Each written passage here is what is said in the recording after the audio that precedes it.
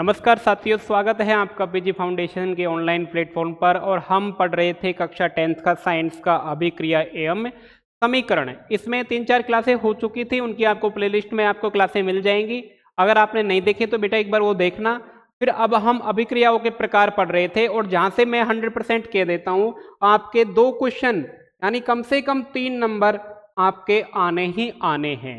अभिक्रियाओं के प्रकार वो पूछ सकते हैं आपसे, संयोजन अभिक्रिया पूछ सकता है, वियोजन अभिक्रिया पूछ सकता है, विस्थापन, द्विविस्थापन और अपचयन, ऑक्सीकरण। इनमें से कोई सी भी हमारे चैप्टर में है, उनमें से कोई सी भी अभिक्रिया आपसे पूछ सकता है। एक क्वेश्चन तो बनता ही बनता है, एक छोटा क्वेश्चन, एक बड़ा क्वेश्चन, कम से कम 3 नंबर के क्वेश्चन ये आपसे बनते हैं। तो बेटा मेरे को लगा कि पहले बेहतरीन तरीका से मैं अभिक्रिया पढ़ा दूं, तो फिर उसके बाद में कोई क्वेश्चन आपका गलत नहीं होगा। अब देखो विस्थापन अभिक्रिया है। विस्थापन अभिक्रिया में हम पढ़ तो लेते हैं कि कम अधिक क्रियाशील तत्व कम क्रियाशील तत्व को विस्थापित कर देता है, लेकिन ये तो याद होना चाहिए ना कि अभिक्रिया अधिक क्रियाशील तत्व है कौन सा, किसकी क्रियाशीलता ज्यादा है, किससे। मान लो लिथियम और Fe ही बता दिया मैंने, किससे ज्यादा है ये तो पता होना चाहिए ना, तभी हम रिएक्शन कर पाएंगे। तो इसकी बहुत अमेजिंग ट्रिक, शायद मैं आपसे ये 100% नहीं 200% कह सकता हूं कि आपने नहीं पढ़ी होगी, इतनी शानदार ट्रिक्स वो आपको मैं बताऊंगा। लास्ट तक बने रहना और स्टार्ट करते हैं। आइए, तो हमारा था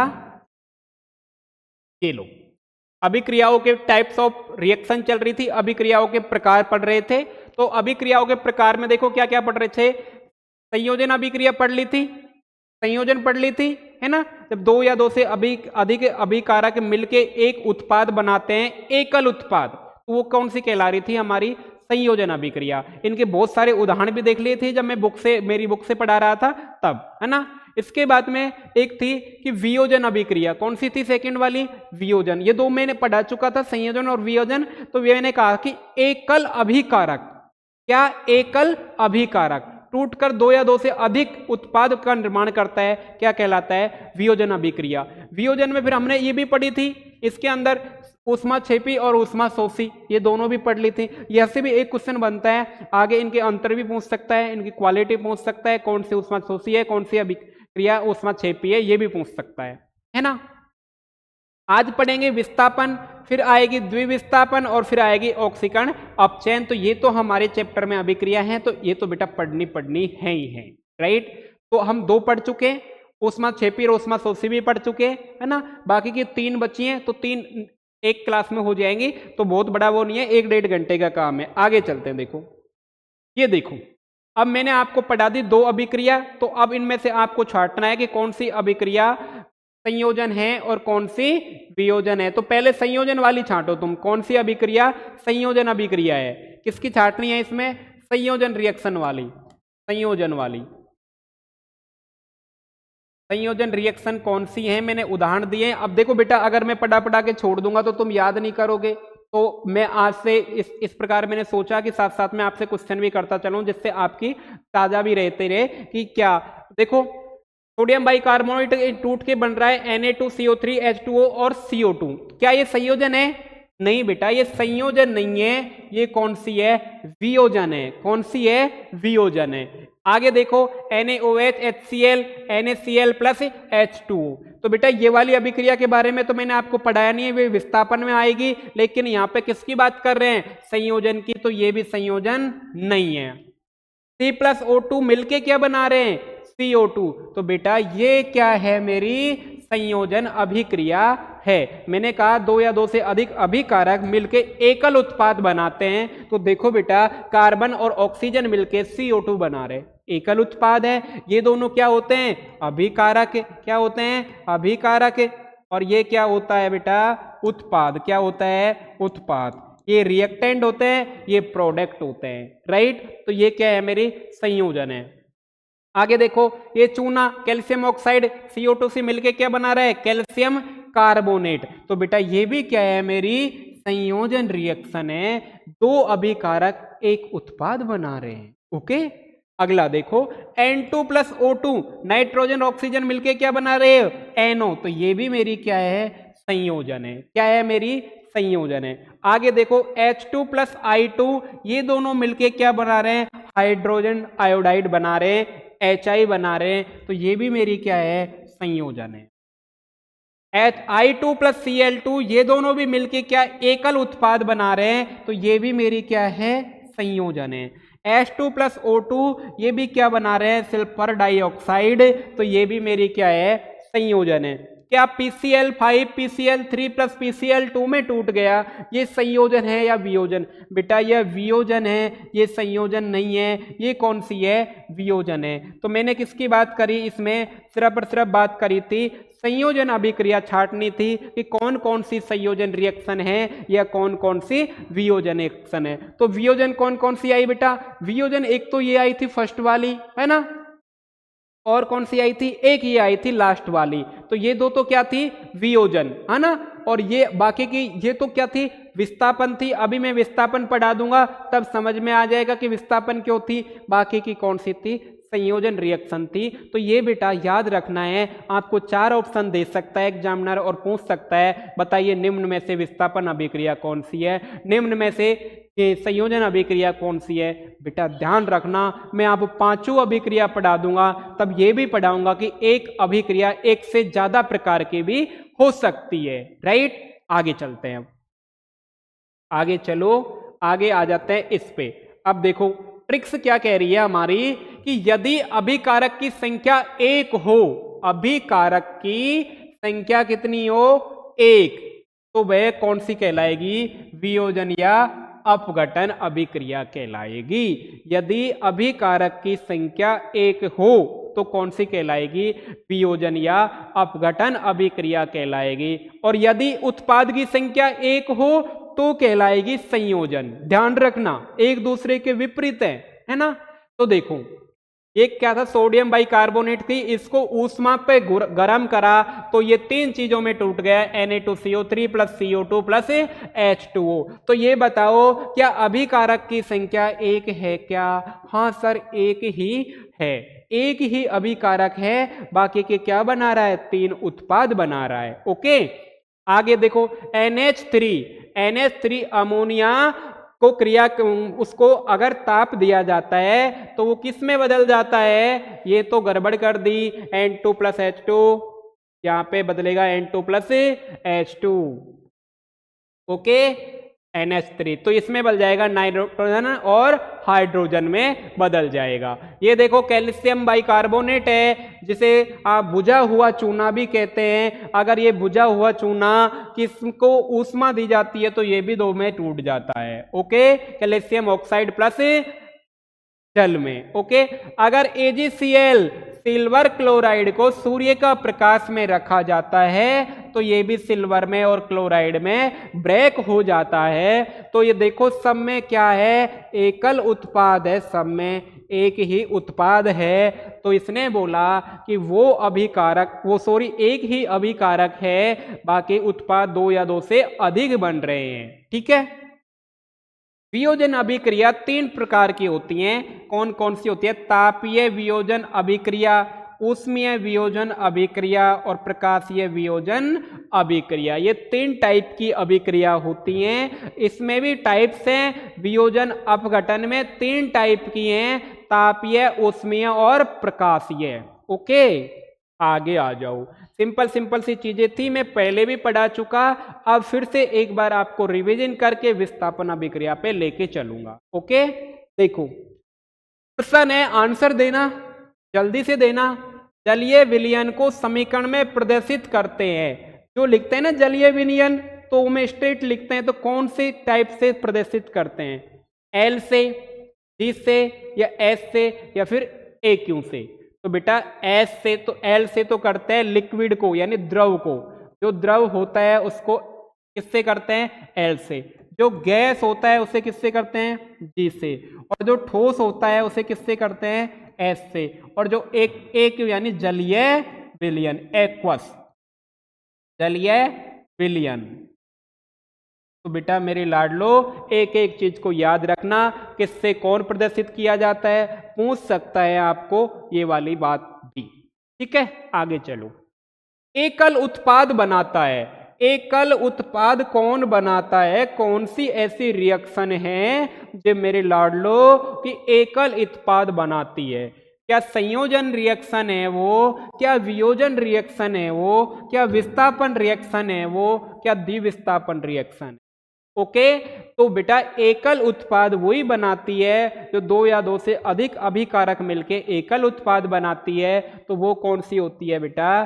संयोजन अभिक्रिया होती है। आगे बात समझ में? आगे देखो प्रश्न क्या कह रहा है, क्या संयोजन अभिक्रिया वियोजन अभिक्रिया की विपरीत होती है क्या? पूछ सकता है, एग्जाम में आ सकता है कि बताइए संयोजन अभिक्रिया वियोजन अभिक्रिया की विपरीत होती है, राइट? आ सकती है। तो इसके लिए फिर देखो आपको लिखना पड़ेगा, हाँ सर संयोजन अभिक्रिया वियोजन अभिक्रिया की विपरीत होती है। संयोजन की अभिक्रिया की आपको डेफिनेशन देनी पड़ेगी, वियोजन की डेफिनेशन देनी पड़ेगी और एक एक एग्जाम्पल लिखना पड़ेगा, तब आपका क्वेश्चन कंप्लीट होगा। तो नोट करना ये वाली बात भी कि PCl5 को जब अगर हम गरम करते हैं, ये बेटा गरम करने का यानी ऊष्मा देने का चिन्ह है, त्रिभुज टाइप का दिख रहा है वो, तो वो टूट जाता है PCl3 और Cl2 में। इसी PCl3 और Cl2 को अगर हम संयोजन करें तो वो किस में बदल जाता है? PCl5 में। तो देखो ये तो कौन सी होगी? वियोजन हो गई। कौन सी हो गई? वियोजन। और ये क्या हो गई? संयोजन। जबकि देखो मेरे प्यारे बच्चों की अभिक्रिया एक ही थी, सिर्फ उसको रिवर्स किया तो वियोजन और पहले संयोजन। इसी प्रकार ये वाली देखो N2 + 3H2 2NH3 बना दिया। अगर इस 2NH3 को हम गर्म करते हैं तो वापस क्या मिल गया हमें? N2 और 3H2। तो ये तो कौन सी हो गई? संयोजन हो गई बेटा। कौन सी हो गई? संयोजन रिएक्शन, है ना। और ये कौन सी हो गई?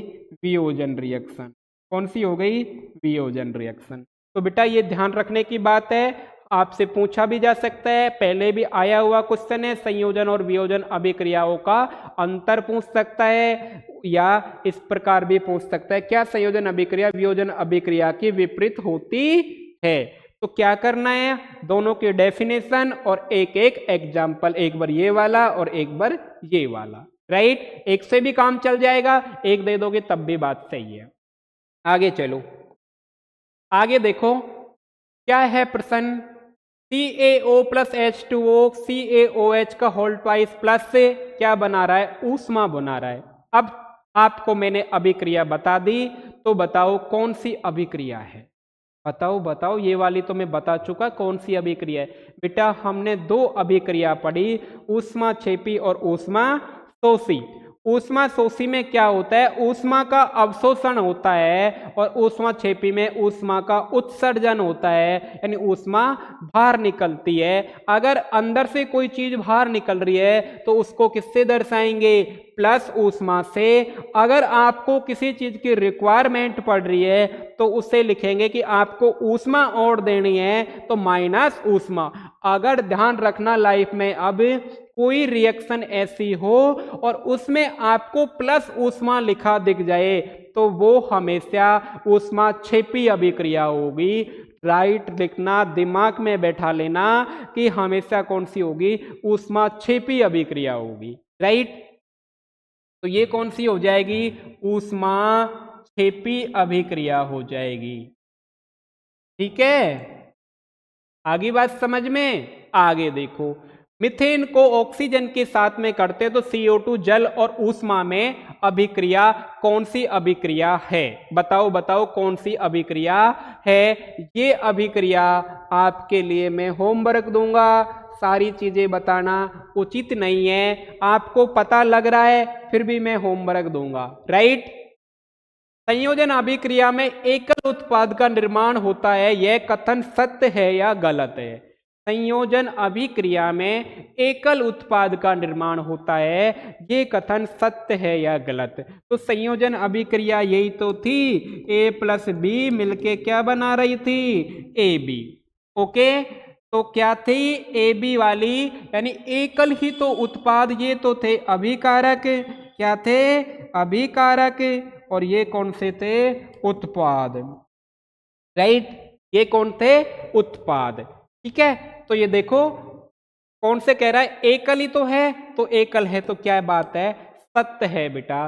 क्या है? सत्य। देखो बेटा मैं बुक से पढ़ा दूंगा आपको, जो लिखी गई है, लेकिन छोटे छोटे क्वेश्चन जो बनते हैं वो मैं फिर बोर्ड से ही कराऊंगा आपको। राइट, आगे आ जाओ। देखो ये आ गया क्वेश्चन। ऊष्माशोषी व ऊष्माक्षेपी रिएक्शन में कोई दो अंतर लिखो। तो बेटा आप ये दो अंतर लिखोगे। अंतर लिखने के बाद कमेंट सेक्शन में फोटो खींच के पोस्ट करोगे। मैं तब जानूंगा, मैं खुद चेक करूंगा क्या आपने सही लिखा है या गलत लिखा है, क्योंकि मैंने दोनों की डेफिनेशन बता दी, बुक्स में भी बता दी, दोनों की अभिक्रिया बता दी, और फिर मैंने आपको सारा काम कर दिया। तो ये आपका होमवर्क है बेटा। क्या है? होमवर्क।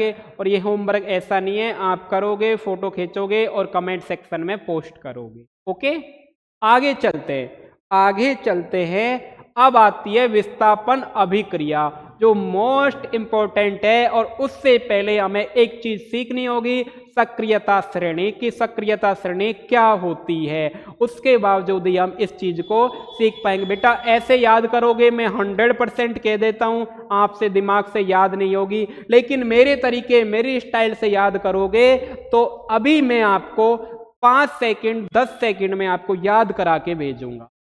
देखो विस्थापन अभिक्रिया बेटा तब संभव होगी, तब हमें पता होगा कि कौन तत्व अधिक क्रियाशील है और कौन तत्व कम क्रियाशील है। और वो क्रियाशीलता कक्षा 9th में पढ़ के आए, लेकिन मुझे पक्का विश्वास है आप भूल गए। पक्का विश्वास है आप भूल गए हैं, लेकिन आपने पढ़ी थी, तो अब मेरा फर्ज बनता है कि मैं फिर से आपको वो यादें ताजा कराऊं। ठीक है, आइए। यह है सक्रियता श्रेणी। सक्रियता श्रेणी कहते हैं कौन सा तत्व अधिक अभिक्रियाशील तत्व है और कौन सा तत्व कम अभिक्रियाशील तत्व है, ये हमें पता होना चाहिए, तभी हम विस्थापन करेंगे। जैसे समझो मान लो दो कुर्सी हैं, दो पे दो बैठे हैं, है ना, तो उनसे अगर कोई बंदा बैठा उससे पावरफुल आ गया तो उसके चांटा मारेगा और कुर्सी खाली करा लेगा। इसी टाइप से ये है कि कौन पावरफुल होगा, जो कौन कमजोर को हटा देगा और उसकी जगह बैठ जाएगा। राइट, तो इसके लिए देखो मैंने एक ट्रिक्स निमोनिक्स बनाई है, तो उसको देखना बहुत अच्छी है। देखो ली एम काजू की शादी कराते हैं, तो ली और काजू क्या कहता है? ली और काजू की कराते हैं शादी, है ना, तो क्या कहता है? काजू और ली क्या कहता है कि अगर ली को काजू की शादी कराई, है ना, तो ली के बाबूजी थे, उन्होंने कह दिया भाई तू प्यार करता है, बात तेरी सही है, तू काजू से प्यार करता है। ली ने बोला कि अगर ली के पापा जी ने बोला तू अगर काजू से प्यार करता है, ये बात तेरी सही है, हम तेरी शादी करा देंगे, लेकिन इसके पीछे कारण है। उन्होंने कहा बेटा कारण बताया पापा ने, तो बेटा ने पूछा पापा जी बताओ क्या कारण है। उन्होंने कहा अगर ली के बाबूजी ने क्या कहा कि अगर हमें लड़की वाला जो आपने खूब चलता है दहेज, अगर दहेज नहीं देगा तो हम शादी नहीं करेंगे। और आपको पता है ये तो इनका एक तो लव मैरिज का मामला था, तो लव मैरिज में तो दहेज का चांस कम ही बनते हैं, है ना। तो उसके बाद में उसके ली के पापा जी ने बोला अगर दहेज नहीं देगा तो ये शादी हम क्या करा देंगे? पोस्टपोन करा देंगे। फिर ली ने पूछा कि बताइए पापा जी क्या क्या दहेज चाहिए, तो उन्होंने कहा क्या कहा? ली के बाबूजी ने मांगा, क्या मांगा? काजू से मांगा, अलमारी मांगी, जमीन मांगी, कार मांगी, फ्रिज मांगी, नहीं तो शादी पोस्टपोन्ड है, और कॉपर और सिल्वर भी मांगा। तो कैसे याद करोगे सक्रियता श्रेणी को? एक बार मैं याद करवा देता हूं। देखो ली के बाबूजी ने काजू से मांगा, ली यानी लिथियम, के यानी पोटेशियम, बाबूजी यानी बेरिलियम, यानी सोडियम, कैल्शियम से मांगा यानी मैग्नीशियम। तो कैसे करोगे? ली के बाबूजी ने काजू से मांगा अलमारी, जमीन, कार, फ्रिज, नहीं तो शादी, एसएन, पोस्टपोन्ड, पीबी, लेड है हाइड्रोजन, और भी मांगा, कॉपर भी मांगा और चांदी भी मांगा, यानी अर्जेंटम यानी एजी। तो क्या बना हमारा ट्रिक्स, लीक के बाबूजी ने काजू से मांगा अलमारी, जमीन, कार, फ्रिज, नहीं तो शादी, पोस्टपोन्ड है, CUAG। सक्रियता श्रेणी का ये कौन सा क्रम है, घटता हुआ क्रम है। सबसे ज्यादा लिथियम की सक्रियता, उससे कम फिर किसकी, पोटेशियम की, फिर बेरिलियम की, फिर सोडियम की, इस प्रकार ये घटती हुई श्रेणी है। तो लास्ट तक किसकी आ जाएगी, कम आ जाएगी। अगर मान लो लिथियम और मैग्नीशियम एक अभिक्रिया में आते हैं, ये किसी के और के साथ में कमिटेड था, उसको वो पसंद आ गई, तो वो इसके चांटा मारेगा और इसको भगा देगा, राइट। तो ये क्यों कमजोर है और ये क्या है, पावरफुल है। तो पावरफुल लोग ही तो कमजोर लोगों का फायदा उठाते हैं, है ना। तो इसने इसके चांटा मारा, मैग्नीशियम गया दूर और उसने उससे एडजस्ट हो गए, राइट। तो बताओ बेटा, फिर से एक बार बताओ कि लीक के बाबूजी ने काजू से मांगा अलमारी, जमीन, कार, फ्रिज, नहीं तो शादी, पोस्टपोन्ड है। देखो बेटा, लव मैरिज का मामला था, पहले उसके पापा ने साफ बोल दिया शादी तभी करूंगा, दहेज चाहिए। तुम्हें पसंद है लड़की, बात सही है, लेकिन मेरे को तो दहेज चाहिए। तो उन्होंने इस प्रकार से कहा। ली के पापा जी ने क्या कहा, काजू की शादी की बात थी, तो ली के बाबूजी ने काजू से मांगा अलमारी, जमीन, कार, फ्रिज, नहीं तो शादी, पोस्टपोन्ड है, और कॉपर और सिल्वर भी मांगा, उसे तांबा और चांदी भी चाहिए था।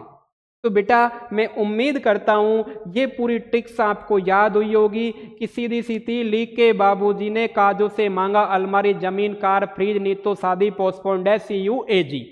इससे पूरे एलिमेंट आपके जितने थे, जितनी अभिक्रिया में आने थे, कंप्लीट आ गया। मैंने कहा कि ये इनका घटता हुआ क्रम है, सबसे ज्यादा सक्रियशीलता ये, फिर इनकी क्या है, कम। अगर ये आगे आ रहे हैं किसी में और ये आ रहे हैं, तो ये इनको हटा सकते हैं और इनकी जगह बैठ सकते हैं। आगे बात समझ में।